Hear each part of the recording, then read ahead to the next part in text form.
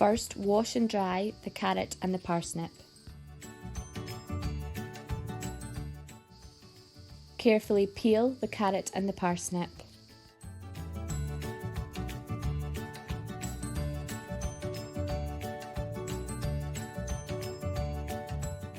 Top and tail the carrot and the parsnip by carefully removing the top and bottom.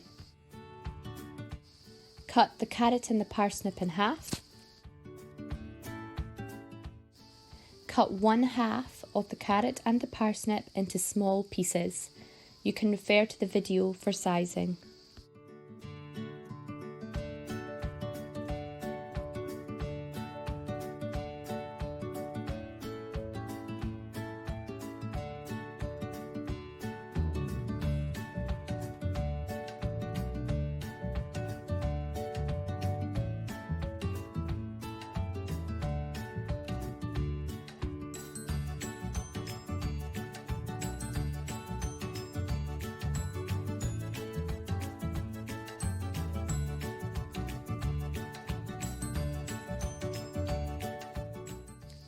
Transfer the carrot to a microwave vented mug.